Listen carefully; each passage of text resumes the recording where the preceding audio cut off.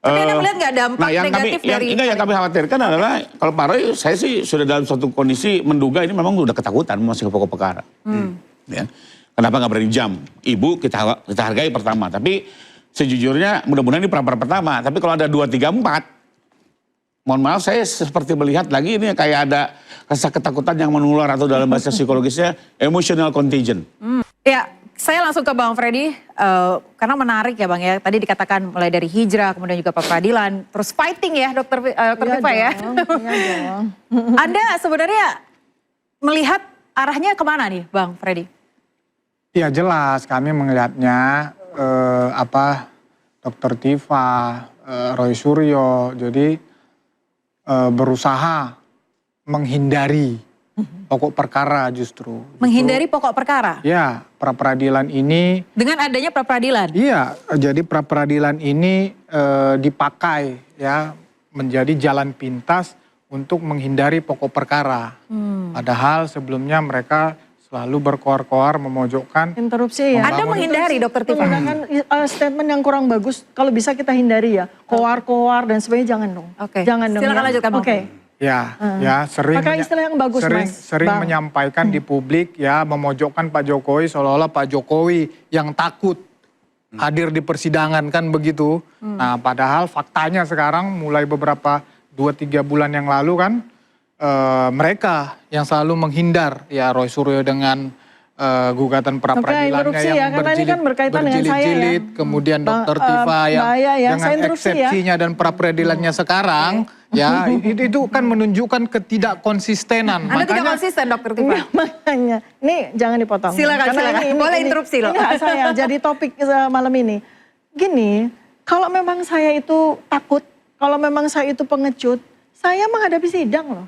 Saya menghadapi sidang. Tapi Anda menghindari berarti tidak benar? Saya menghadapi sidang. Mau bukti apa lagi bahwa saya berani menghadapi sidang loh saya. Sidang oke.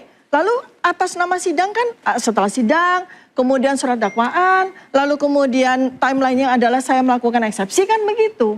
Lalu di mana saya terlihat penakut itu di mana? Di mana letak penakutnya Bang Freddy? Sebentar Mbak ya, adapun sekarang ini saya melakukan pra-peradilan, sekali lagi ini justru keberanian. Memang pra-peradilan itu tidak ada sidang juga. Oke, kita beri kesempatan Bang Freddy, silakan. Ya, di mana takutnya? Mana takutnya coba dicari? Memang harus. Mana takut saya mana? Kalau nggak hadir persidangan ya ditangkap, ditahan. Memang harus. Karu-karuan. Memang hukum kita memang prosesnya memang seperti itu. Ya yang saya sampaikan tadi pra-peradilan itu dipakai untuk jalan pintas. Menghindari pokok perkara. Itu yang saya sampaikan. Ya dipakai untuk jalan pintas. Kan ngototnya di situ supaya perkara ini dihentikan. Faktanya kan seperti itu. Nah, itu kan jelas faktanya. Kami sebagai... Memang apa Pak? Memang mengulur waktu? Lah, memang. Memang kita menggunakan sarana yang disediakan oleh hukum. Jadi kan sah ya. Dan memang maksudnya supaya menghilangkan kemungkinan beliau ini nanti kan kalau kita masuk pokok perkara ya. Masuk perkara kan menjadi ada kemungkinan untuk dihukum. Ya. Jelas kan? Kita itu berada, bentar, kita itu berada di dalam hukum modern, kata Profesor Edi Hirai. Ya. Dalam hukum modern ini tidak bisa menjamin ya, yang menang itu pasti benar, ya. Yang kalah itu pasti salah, bisa sebaliknya. Ya. Yang salah dimenangkan, yang benar disalahkan. Ya. Itu adalah fakta statistik kita. Dengan demikian sebagai advokatnya Dokter Tifa, kami menggunakan sarana yang memang diberikan oleh undang-undang untuk melakukan perlawanan yang disebut pra-peradilan. Ini adalah ujian terhadap yang disebut due process of law. Ya. Due process of law itu apa? Adalah meyakinkan bahwa dalam rangka menegakkan hukum tidak boleh ada hukum yang dilanggar juga gitu. Berarti bukan abusing of process ya? Bukan abusing saya of mau process, dengar... tapi menggunakan hak hukum. Oke, baik. Pak Rifai, ada yang ingin Anda sampaikan? Oke, kalau saya berpendapat untuk pra-per yang pertama ini saya masih menghargai sebagai satu upaya hukum lah ya. Tapi sejujurnya kami sedang memantau juga yang dilakukan oleh Pak Roy. Karena bagaimanapun ini dalam sebuah kesatuan ya. Pak Roy ini sudah masuk ke pra-per keempat bahkan masuk ke pra-per kelima. Ya, saya tadi pagi dengan Gofur di satu TV beliau melentarkan Ini juga 3 mau ke 4 ada nih, kemungkinan kalau mau ke 5 katanya. Keempat sudah Kemungkinan mau ke didaftarkan, 5, oke. sudah didaftarkan. Nah, sementara 2 dan 3 kan sudah ditolak. Nah, sejujurnya kalau Pak Roy kalau kita lihat sudah memang bahkan di putusan 4/2 sudah dinyatakan ini merupakan penyalahgunaan lembaga praper dan upaya untuk menghalangi pemeriksaan pokok perkara atau kita sebut seperti semacam obstruction of justice. Nah, itu dalam pertimbangan putusan. Tapi ternyata masih membangkang melakukan 3, 4, 5. Terlepas itu hak hukum ya. Tapi Anda melihat nggak dampak Nah, yang negatif dari... yang kami khawatirkan adalah kalau Pak Roy, saya sih sudah dalam suatu kondisi menduga ini memang sudah ketakutan masuk ke pokok perkara. Ya. Kenapa nggak berani jam? Ibu kita hargai pertama, tapi sejujurnya mudah-mudahan ini pra pertama. Tapi kalau ada 2, 3, 4, mohon maaf saya seperti melihat lagi ini kayak ada rasa ketakutan yang menular atau dalam bahasa psikologisnya emotional contagion. Ya. Akhirnya ada kekhawatiran yang ya seperti kekhawatiran ini mau ada demo semua terbawa gitu ya. Dr. Tifa, mudah-mudahan tidak. apakah Anda akan Nggak, melakukan pra-peradilan? mudah-mudahan tidak. Makanya kami Tapi saya mau tanya dulu, untuk yang apakah pertama akan ada Kesempatan saya, Bang. Monggo. Ya, apakah akan ada rencana untuk pra-peradilan 1, Kedua, 2, 3, 4. Begini ya, kalau saya ini penakut, dari dulu saya tidak akan pernah menyentuh yang namanya barang ini, kan gitu. Tetapi ilmuwan itu, kalau dia tahu sesuatu yang benar dia diam, itu Allah melaknat. Namanya setan bisu. Karena itu saya berani untuk melakukan apa yang disebut sebagai keyakinan ilmiah saya terhadap benda ini, kan begitu. Jadi tugas itu sudah saya tunaikan. Inilah saatnya saya berhijrah karena begitu banyak masalah yang terjadi di Republik ini. Umat manusia, terutama rakyat Indonesia yang harus saya juga harus handar beni, saya harus berbakti kepada rakyat Indonesia untuk masalah kesehatan, untuk masalah geopolitik yang berkaitan dengan bioweapon misalnya seperti itu ancaman di depan mata begitu.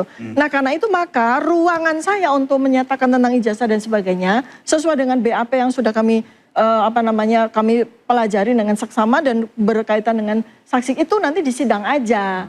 Jadi sidang kan seperti itu. Misalnya pra-peradilan hari Rabu, oke.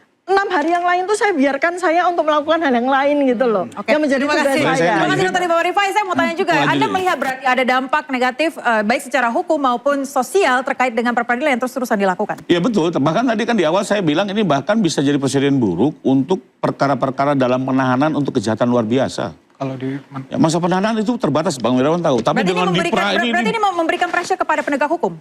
Ya seharusnya semua stakeholder pembentuk KUHP ini memperhatikan betul apa benar ini tujuan penguatan lembaga pra-peradilan. Tapi saya mau kembali mengomentari yang tadi adalah mudah-mudahan Ibu Tifa dan timnya tidak melakukan pra-per 2, 3, 4, 5 karena kembali lagi Pak Jokowi sendiri pengen ini segera tuntas. Kami mengapresiasi loh Bu, langkah Ibu untuk hijrah mungkin juga ini bisa membuat cool down. Ya. Tapi kembali lagi ini waktu semua yang akan menjawab ya apakah tidak ada pra-per 2, 3, 4 dan ini kita saksikan bersama. Nah terakhir saya sih tidak menyalahkan Bang. Apa yang dilakukan setiap advokat akan. Tapi maksud saya di sini adalah hakim yang harusnya tegas. Menegakkan hukum acara. Jadi beliaulah wasit, beliaulah yang harus tegas mengambil sikap. Karena jangan sampai ini menjadi presiden buruk. Dan biarlah tujuan menegakkan hukum itu bisa tercapai lah. Ada kepastian, ada keadilan. Dan ada nanti ada argumentasi yang berimbang di persidangan secara terbuka. Karena kalau putar-putar di sini terus, mau sampai kapan ya. Ruang publik sudah jenuh juga membahas ini. Ibu juga jenuh tadi kan udah mau pakai hijrah ya. Dan mudah-mudahan bisa cool down. Kita bisa ke sasaran dan selesai dengan baik. Kalau menurut Anda hakim sejauh ini sudah tegas, Dr. Tifa? Iya, dengan bukti ya bahwa amar putusan kami itu jelas itu sebuah keputusan yang bijaksana. Justru lah makanya kami perlukan pra-peradilan. Di amar putusan itu jelas ya sudah sudah batal demi hukum ya. Ya udah jelas kan. Supaya ada certainty juga, ada kepastian juga. Kan sekarang ini semua berada pada titik tidak pasti. Apakah menggunakan 206 itu adalah mandatori, apakah imperatif, atau itu alternatif, atau itu pilihan. Gitu kan belum ada. Nah ya terus terang aja siapa sih yang nggak takut di sidang gitu kan. Saya pengen tahu siapa yang nggak ketakutan. Kita semua ketakutan kalau ditaruh di... Berarti Anda ketakutan menjalani persidangan ya? Kalau saya dijadikan terdakwa ya ketakutan, gitu kan. Jadi karena Anda merasa apa tidak human, salah. Berarti Dr. Tifa merasa tidak salah. Merasa tidak salah ya. Bukan bisa merasa, jadi. Ya, memang tidak salah. Memang tidak salah. Cuman bisa jadi orang tidak salah itu dihukum tetap. Ya, kan, bisa gitu. Itulah yang kita takutkan. Dan tugas advokat mengawal. Mengawal tidak terjadi. Memberikan. Betul. Memberi balance. Betul. Memberikan kalau dari cara. Anda, Bang Freddy melihat ini seperti apa? Apakah hakim sejauh ini sudah tegas? Ya itu yang saya sampaikan tadi ya. Jadi yang saya sampaikan adalah Ya kalau tadi bahasa saya berkoar-koar, memang itu faktanya. Sebelumnya kan kita publik bisa lihat. Enggak, gitu. jangan pakai istilah Ya, seperti itu bisa sekarang. lihat bahwa memang Interupsi ya, Bang. itu terus. Jangan pakai istilah yang buruk seperti itu dikatakan sebaliknya di media. Pak Jokowi yang dikatakan takut menghindar. Nah jangan pakai istilah yang buruk untuk masyarakat Indonesia. Pak Jokowi siap hadir di persidangan. Tolong Mbak Aya, ditertibkan Pak dong. Jokowi siap hadir di persidangan. Memang tidak bisa kita pastikan dan tidak ada niat. Ya, Pak Jokowi sudah berulang kali menyampaikan, kami berulang kali menyampaikan tidak ada niat. Kami berharap Dr. Tifa Roysura itu dihukum. Yang mau Pak Jokowi cuman dia membuktikan ijazahnya di depan persidangan, di depan publik, di depan masyarakat Indonesia. Karena fitnah ini terus bergulir dan harus dihentikan melalui kepastian hukum. Oke, berarti Anda melihat juga ya ada dampak secara hukum maupun secara sosial. Iya dong. Oke, apa dampak yang paling merugikan Pak Jokowi? Merugikan Pak Jokowi. Iya, merugikan Pak Jokowi kalau ini tidak segera dijawab melalui kepastian hukum putusan pengadilan. Dr. Tifa juga ingin segera selesai kasus ini ya, Dok? Enggak juga. Oh, enggak juga. Enggak juga. Artinya gini, kalau lihat dari BAP yang 1,5 meter, ada 148 saksi, kan kami sudah siap melakukan penelitian terhadap itu semua, dan kita perkirakan sidang akan berlangsung 3 tahun. Yang saya kasihan justru kesehatan Pak Jokowi. Kan begitu, karena dia harus datang berkali-kali sesuai dengan apa yang menjadi sebuah tanggung jawab bagi seorang pelapor, kan gitu. Saya berkali-kali di dalam berbagai kesempatan, saya bilang, saya kasihan sama kesehatan Pak Jokowi, kan gitu. Ya, saya ini dokter dan saya ngerti banget bagaimana kualitas kesehatan beliau, justru itu. Tapi dari diri saya nggak ada. Pak Jokowi siap sidang yang banyak misalnya meskipun kesehatan beliau mungkin dipertanyakan oleh pihak Dr. Tifa.